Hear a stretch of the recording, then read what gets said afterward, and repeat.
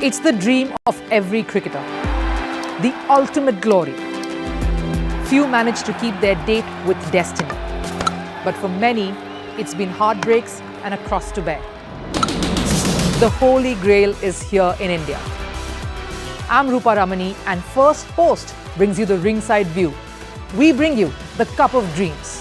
Cricket World Cup coverage like never before. The champion! It's over! He's done it again! Unbelievable! Oh, straight into the roof of the net. Nice one. Straight down the middle. So a good performance from both teams here today. Hello and welcome to Firstpost. I'm Rupha Ramani and we are in the city of Mumbai. The group stages of the Cricket World Cup is done and it's time for the knockout phase. So we thought of getting you something a little extra special today. The Cricket World Cup has been that sort of a tournament. We've seen so many stunning performances on the field. Some interesting stories coming out of it too. A team like Afghanistan showing the world and telling them we aren't underdogs anymore. You've had defending champions crashing out of the tournament. You've had a team that has remained unbeaten in the group stages.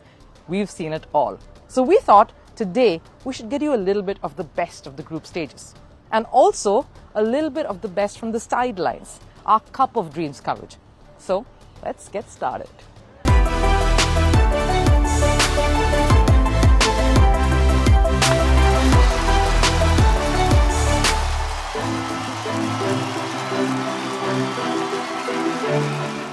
This Cricket World Cup in India has been special.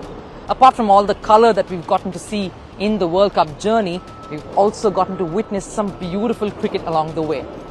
There have been some key performances that we can still remember, like a double 100 in ODI World Cups for the first time, some scintillating 5-wicket hauls, debutants stamping their fearless class on the world stage, and some key battles between bat and ball. So we thought we should encapsulate all that has happened in the tournament so far and bring you our pick for the top 5 performers at the Cricket World Cup.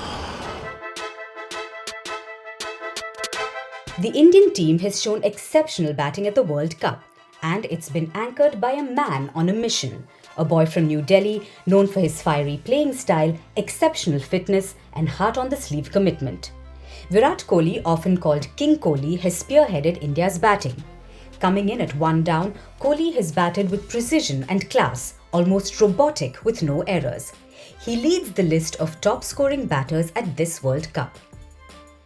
He has played in all 9 of India's matches, sitting at the number 1 spot.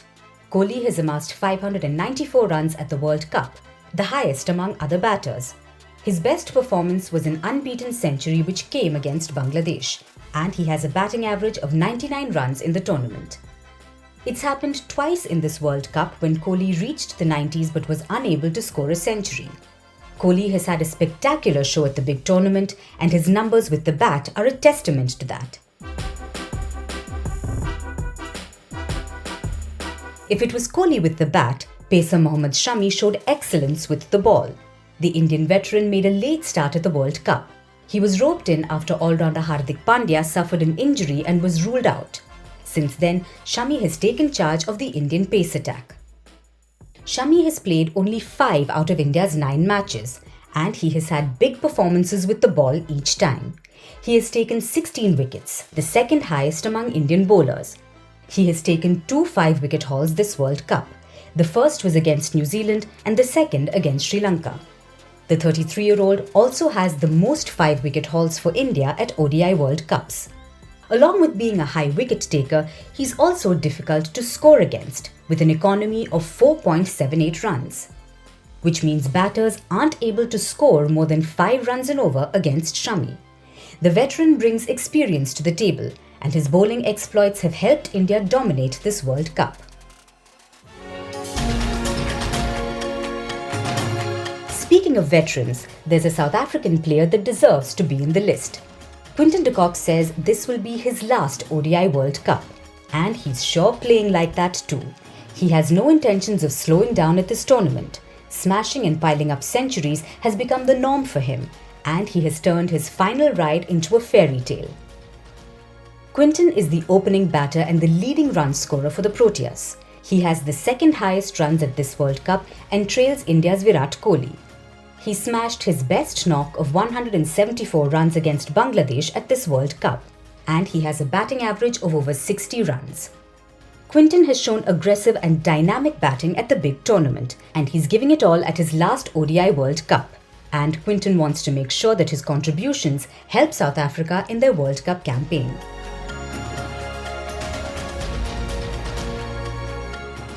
Australia have always been a cricketing powerhouse. They've boasted of always having a pace battery like none other, and they stood for that till Shane Warne came along.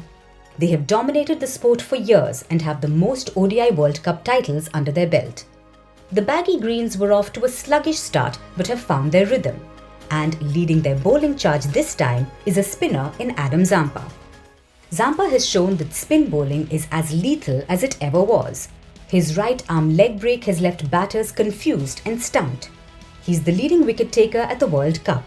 He's taken 4 wicket hauls against Sri Lanka, Netherlands and Pakistan. He's tough to score against and his economy is under 6 runs and over. Australia have always had a trump card at the World Cup, and 31-year-old Adam has been picked for delivering another World Cup for the Aussies.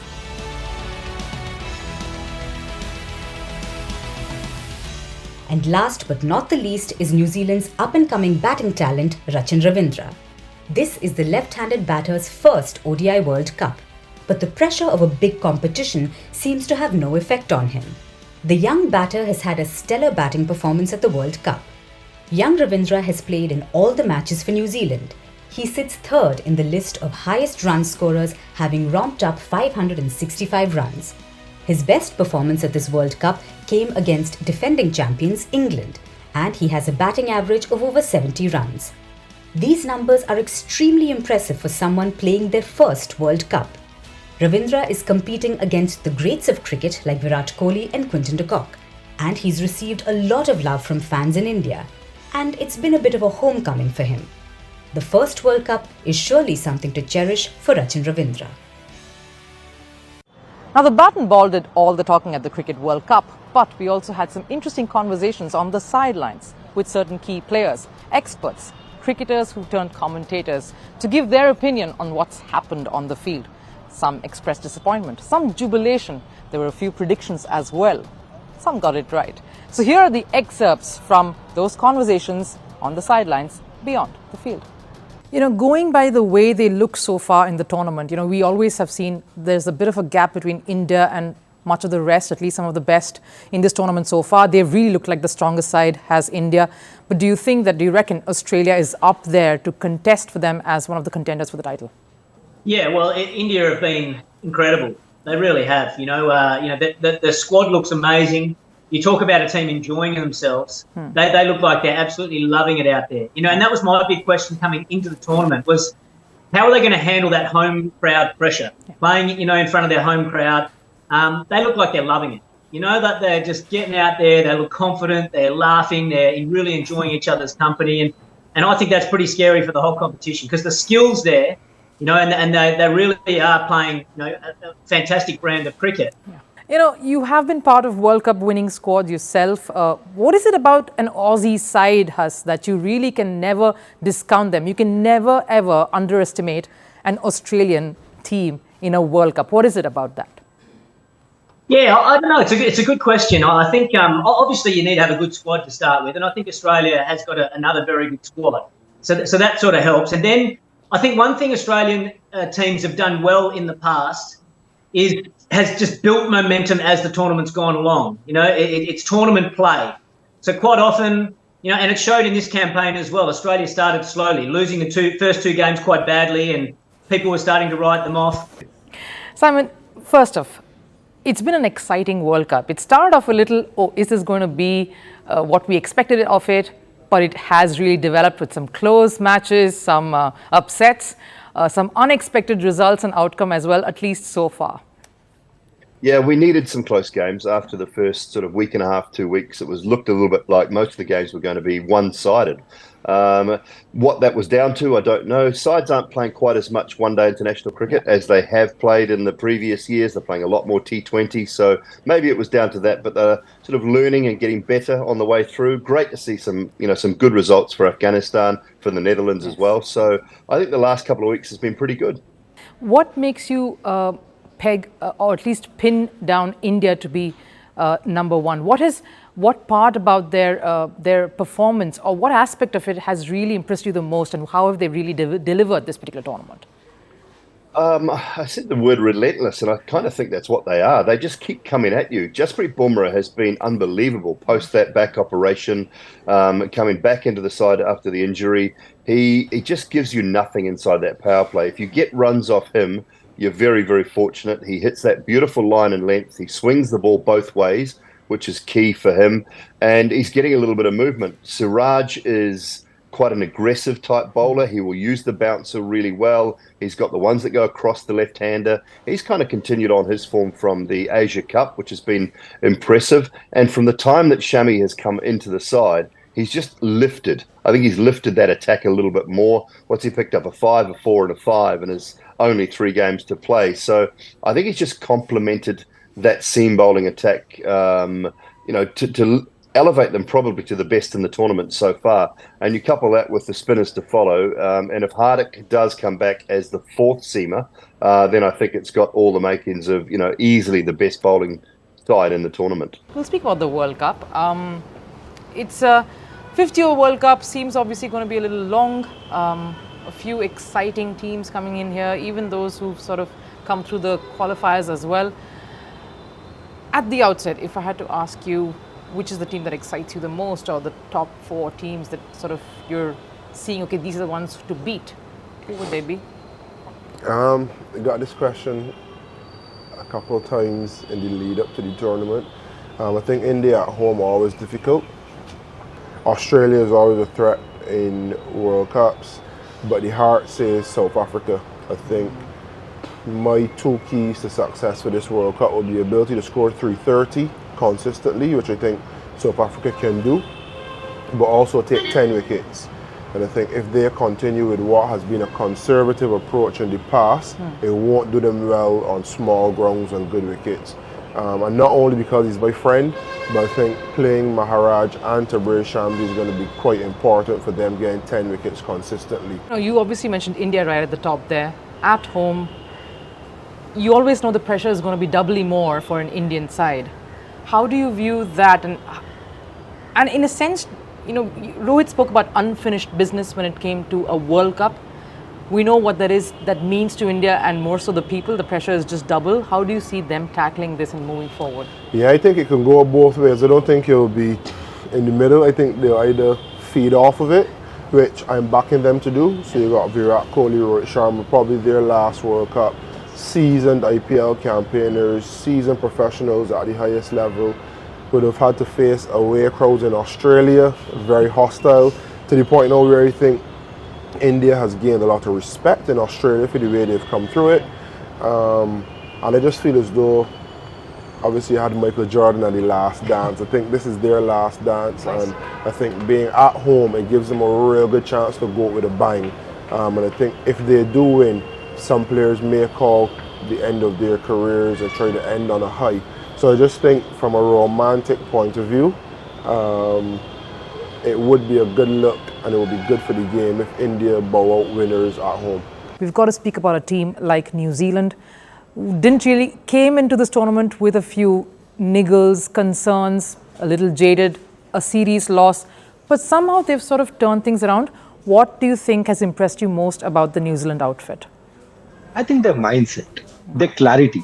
These are the 2 things which really helps you in important tournaments. If you see consistently New Zealand in ICC tournaments, they've done really well because it's like you can always say that it's kind of helping them, but at the same time, any team would like their supporters to come and support them. In New Zealand, cricket has not been the number 1 game. Rugby is the number 1 game.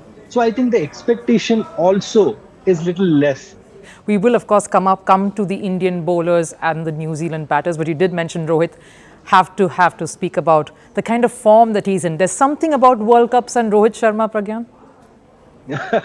I think he's Rohit and Virat both have been there for so many years. They understand things. As I said, when you have played so much cricket, when you have done so much contribution to Indian side, when you play these kind of tournament, it is all about mentally how well you're placed. I think that's what gives you those consistency. And if you see Rohit, he's been enjoying his time on the field and off the field. I think his family has been a great support. Yeah. Same way, if you see Virat also, he's doing the similar ways. All these great players, if you see on the field, if you look at their body language, you can understand if they're in the right space or not. Right. And then off the field, if you see, because we have access to social media, you can understand that what space they are in. So that is what I try and understand, because all these players, they have played so long. They must be good at their job, what they do. Now, I really can't stress enough of how important you are for the growth of sport. Yes, you, the fan. On our Cup of Dreams journey, we actually have bumped into some amazing stories of fans who have gone that extra mile, gone out of their way to show their love, their passion, their support to a team, to players and to the sport. So this is a dedication to you, the super fan, the best of some of the super fans we have met in our Cup of Dreams journey. Yes, hi Sukumar. We always see you in all the IPL games. Have you been coming to all the World Cup games? Of course. Now I started with Chennai, from Chennai to Delhi, Delhi to Ahmedabad, Ahmedabad to Pune, Pune to Dharamshala, Dharamshala to Lucknow, Lucknow to Mumbai, Mumbai to now Kolkata. Sukumar, what is it that you love about cricket? Why is it? What's made that? What's about cricket that makes you so passionate about it? So entire world knows cricket is our religion, especially in India. So since from school days I used to play cricket and I used to participate for sports, all sports and cultural activities. Sukumar, have you watched a lot of World Cups before this? Of course, 2019 I was there at England. 2021 I was in Dubai. Last year I was in Australia. So wherever team goes, I keep traveling team. And this banner, especially today, is our legend's birthday. This banner I made it in Dubai. So now again the same banner I'm using on 30th birthday, then to historical stadium, Kolkata. Always I love to watch match in Kolkata. You have to speak about a local boy in some sense, Mohammad Shami. How excited are you to watch someone like him, the way he's performed? Yeah, of course, like entire world knows now, not only our batsman, even fielding, bowling. I think this tournament, especially 2023, will be one of the best tournament in history, because we never lost any match.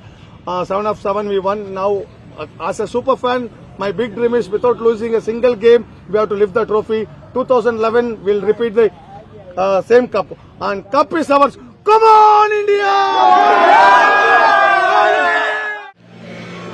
Do you love cricket? I love cricket, but there is more scope, and then I love cricket because it's a gentleman game, and gentlemen always play cricket. Do you play sport? Yeah, I play cricket. That's why I'm here. Is this the first time you're watching the World Cup?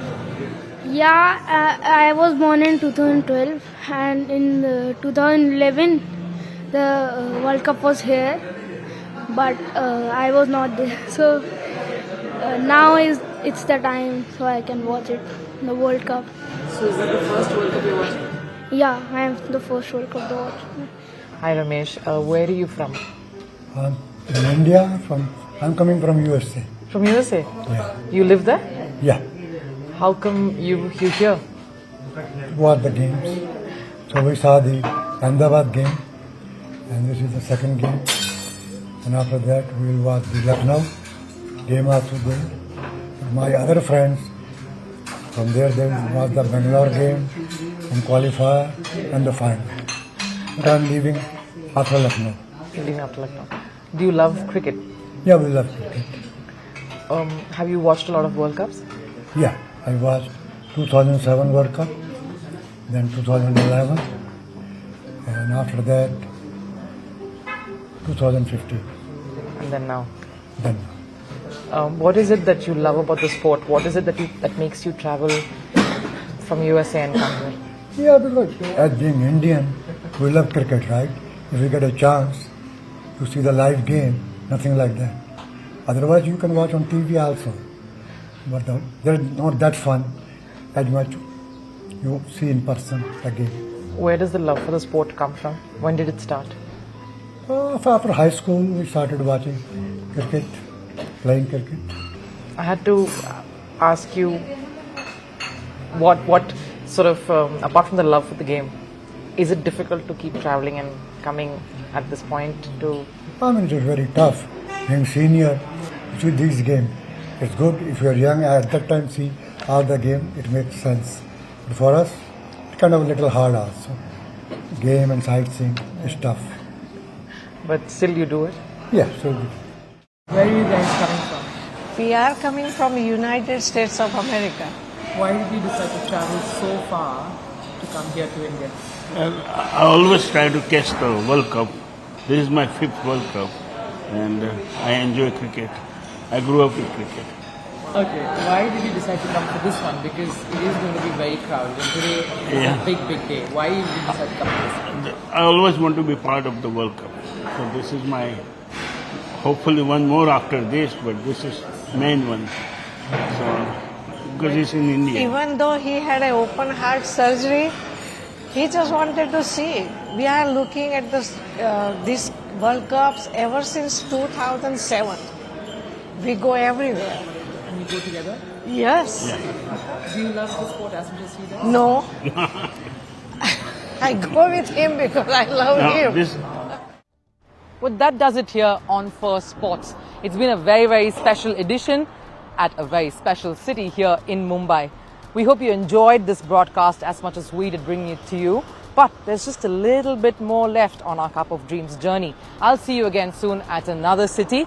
Till then, of course, you take care and bye-bye.